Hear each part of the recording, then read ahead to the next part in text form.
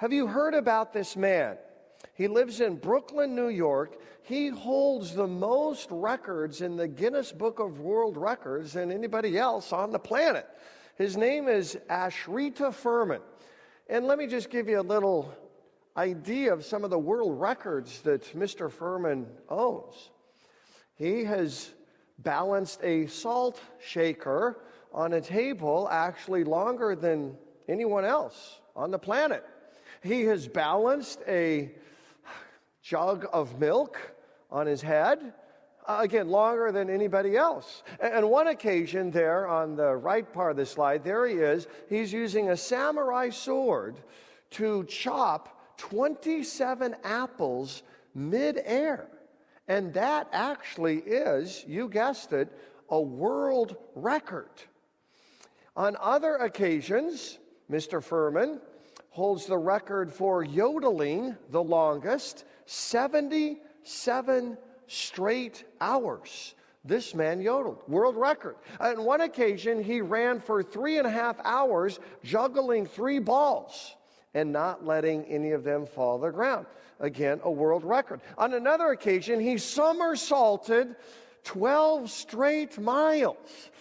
His achievements also include eating 40 M&Ms in 1 minute using Chinese chopsticks. On another occasion, he set a world record dribbling a basketball, a hand blistering 339 times in 1 minute. On another occasion, Mr. Furman held the world record, and he still does, by writing a poem and having that poem translated into 111 different languages. Wow. That's pretty remarkable. Pretty remarkable indeed. However, we might think about all of this and ask ourselves the question, is there more to life than majoring in these minors? Is there more to life than just kind of occupying ourselves with trivial pursuit? There was another man who said, I'm going to make a mark in the world. I'm not going to get caught up in all of these small details. When he was 31 years old, he founded the first fire department in the United States of America. Also, when he was 31 years old, he founded the United States postal system.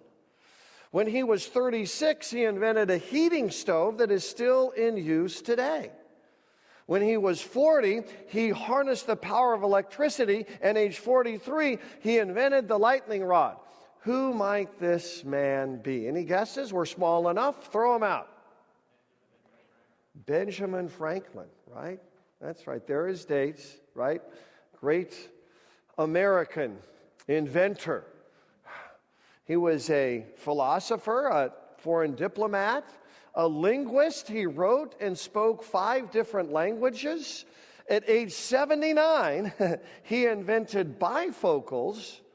And at one point, he was an advocate of paratroopers from hot air balloons.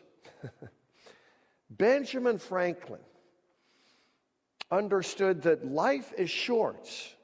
Benjamin Franklin understood that it's best to invest yourself in something of significance. Benjamin Franklin made his mark on the world. That's what Paul is up to today in the latter section of Philippians chapter 2. He gives us 2 other men.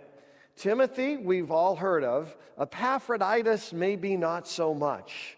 But Timothy and Epaphroditus are 2 men that Paul holds up for us this morning as we seek to make our lives really count. So let's take a look. As we begin our reading from Philippians chapter 2, Paul says to make your life count, to not major in the minors, to not spend your whole life on trivial pursuit. Paul says, put people before prophets.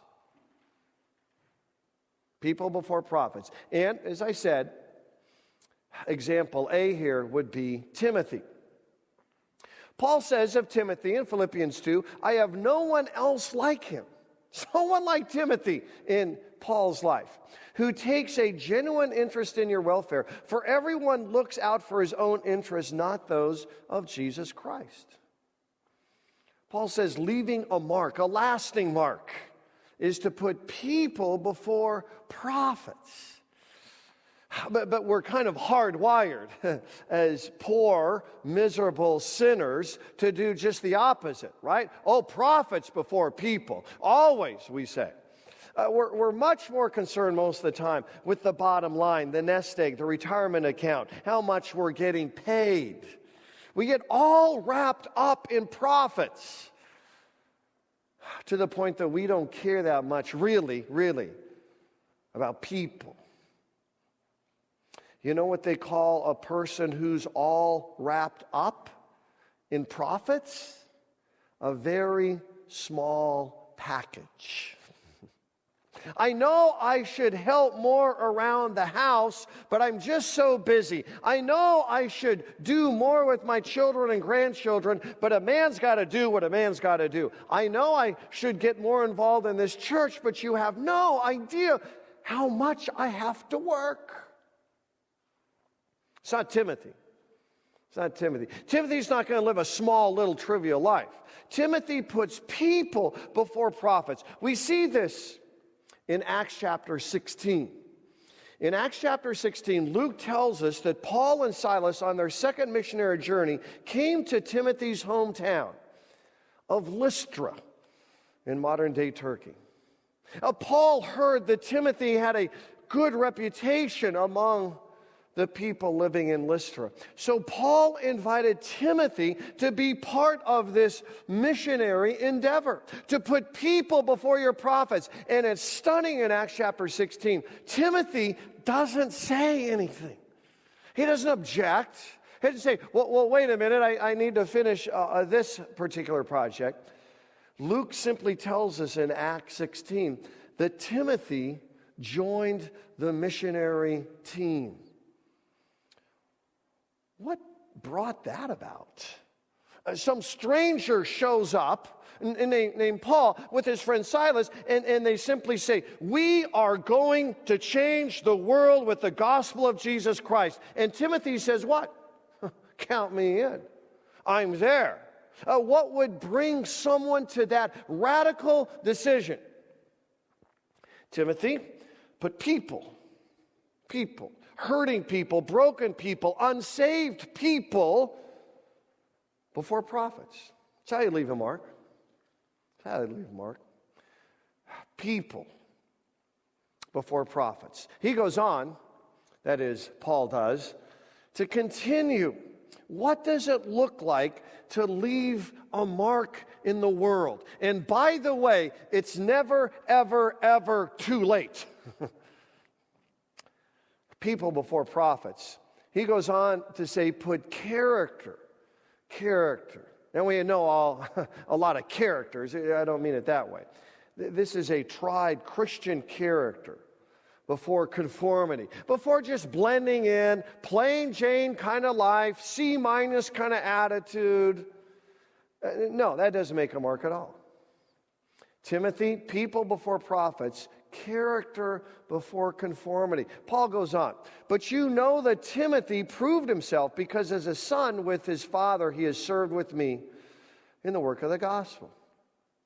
Prove there is a fascinating word. It literally does mean a tried and tested character. It means someone has stayed under the heat. Someone is now mature in their Christian faith. It's a marvelous word. It's used all over Paul's letters. Paul is all about people believing in Jesus and growing in their godly Christian character. And that only happens one way: by staying faithful under suffering. It's a smelting word, this proved word. It means God brings the suffering to take off and burn off all of our dross. That's how you get a character. You stay true to the gospel in the midst of life's ups and downs, highs and lows, good and bad. That's Timothy. He's got character. And it should not surprise us because Timothy is a compound of two Greek words. Timos means honor, and theos, theology, means God. Timothy is someone who honors God. Someone who said, this is right, this is wrong. This is true, this is false. This is dark, this is light. Timothy is a man who stood for the truth, for the gospel. He had character rather than just conforming to the present evil age. I meet people, you do too. They're halfway committed to everything. You know those kinds of people? Halfway committed to Jesus, halfway committed to their marriage, halfway committed to the church, just halfway committed to everything. That's not Timothy. No, he's got a proven, tried Christian character. His life honors God. Let me put it this way. A nice person leaves a good first impression, right? Nothing wrong with that. We all want to leave a good first impression. But that's about as far as many people get in life. I'm just going to be a nice person because I want to leave a good first impression. Godly Christian character leaves a lasting impression. That's Timothy. That's Timothy. So people before prophets, character before conformity. And now Paul's going to transition from Timothy to this person we've probably never heard of before, Epaphroditus. Epaphroditus. Under the same theme, making your life count. Epaphroditus tells us this: we put cooperation before competition. We're team players. If you want to leave your mark, you want to be a lone ranger, go ahead. See how that goes. Epaphroditus is anything but living for himself. Paul says of him, but I think it is necessary to send back to you Epaphroditus, my brother, fellow worker, fellow soldier. Look at these three ways that Paul describes Epaphroditus. They're all team player kinds of words, right? First of all, he's a brother. It means you're part of the same family. Second of all, he's a fellow worker. He's part of the same team. Then he's a fellow soldier. He's part of the same fight. That's Epaphroditus. He is a team player. He's in the same family. He's in the same team. He's on the same fight. But there's more. There's more. Paul tells us about how Epaphroditus cooperated. He goes on, Philippians 2, of Epaphroditus, who is also your messenger, whom you sent to take care of my needs. For he longs for all of you and is distressed because you heard he was ill. Indeed, he was ill and almost died. But God had mercy on him, and not only on him also, but also for me, to spare me sorrow upon sorrow. We need a little bit of context. So Paul is in the Roman jail, right? We know that. Paul has 4 prison epistles, right? Philippians, Ephesians, Colossians, Philemon. So here's Paul in prison, and the church in Philippi hears about that, and they say, Paul needs some money. So the church in Philippi takes up an offering. And they say, now we need to send this money to Paul in Rome. And it's 800 miles. It's over the famous Roman Ignatian Way. It's going to take 6 weeks travel to take this money from Philippi to Rome. And who said, I'll do it? Epaphroditus did. Epaphroditus said, I'll go. I'll take this 6-week journey, 800 miles, and I'll take our money to Paul in Rome. And along the way, Paul says, Epaphroditus got sick on the journey. In fact, he got so sick he almost died. Maybe that's happened to you before. You've been on a trip, on a journey, you got sick. And maybe you felt like you're going to die. It happened to me 3 years ago. I was flying from Chicago home to St. Louis on American Airlines. And I got really, really sick. In fact, I didn't know it at the time, but I was starting to pass a kidney stone. And I really felt as though I was going to die. It was miserable. Halfway through the flight, I went into the bathroom, the laboratory, and I tried to stay there for the rest of the flight, even for the landing. I felt so bad. Let me tell you something. American Airlines won't let you stay in the laboratory while your jet lands. Epaphroditus got sick, really sick, on this journey from Philippi to Rome, and he almost died. What did he do? He completed the journey, right? He made it with the money to Paul in Philippi. Epaphroditus said, I've got a job to do. I'm going to do it. He puts cooperation before competition. One more truth from Philippians 2 on making our life count from the lives of Timothy and Epaphroditus. Put service before security. Service before I just want to be secure. This is what Paul says about this Epaphroditus. He says, welcome him in the Lord with great joy. Because as Epaphroditus goes back from Rome to Philippi, he's taking Philippians with him. He's taking the letter. And Paul says, when Epaphroditus gets back, welcome him with great joy, right?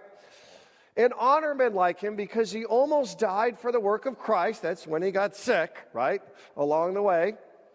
Risking his life to make up for the help you could not give me. Risking.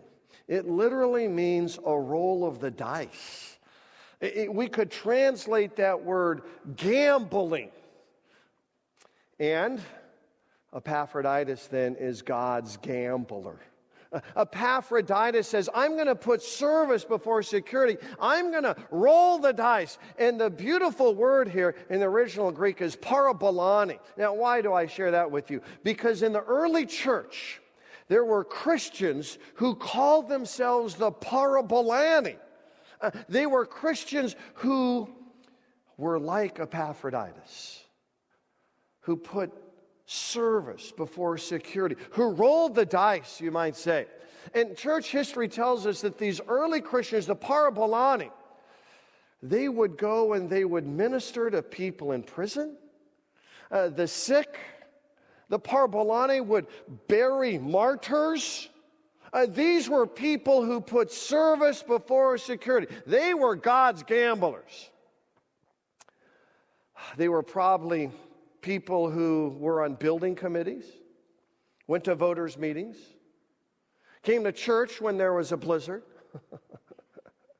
They were probably on the altar guild. They probably ushered. The parabolani, these big gamblers, they probably said, I'll teach Sunday school for 47 years. Awesome. And all of this was started by one man named Epaphroditus. The parabolani would be the kinds of church members who would say, whatever it takes, count on me. So where's the motivation, right? Where's the want to?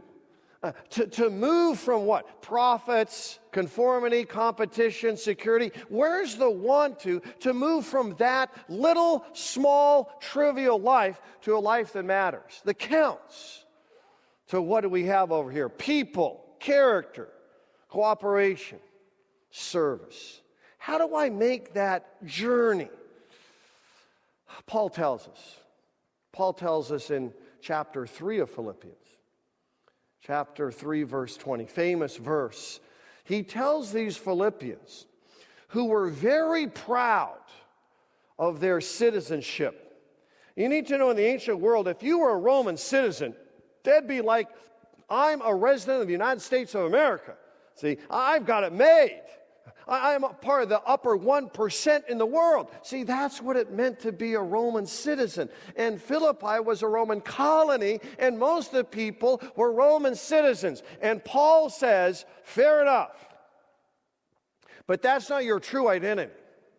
Your true citizenship, where you really belong, finally is not Philippi. It's not on the prophets and the money. You don't belong to competition, conformity, and security. No, you belong to another kingdom. Your citizenship is in heaven. And how did that change come about? When you were baptized. God said, I am grabbing you and snatching you and choosing you and adopting you from this dead-end world to have citizenship in heaven. By the grace of God, by the blood of Jesus, by the mercy and forgiveness of our awesome Savior, we now belong to another place. Our citizenship, our identity is not in Fort Wayne. It's not in the United States. As good as all that is, Paul says, you want to make your life count, then start understanding you belong to another place. A place God gives freely, abundantly. Because Jesus, He put you before everything else. Talk about a gambler, right?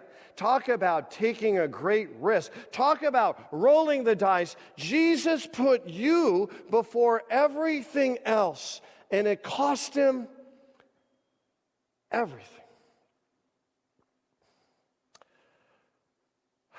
You belong, I belong to heaven itself. Another kingdom where what? People counts. Character counts. Cooperation counts. Service counts. This is where these character traits mark our habits, fill our hearts, and abide in our homes. That's the way you leave a mark on people in your world. So what are we waiting for? What are we actually waiting for? It's time to start living. There's a great hymn that encapsulates all of this message. Take my life and let it be. Let's stand and sing it with great gusto.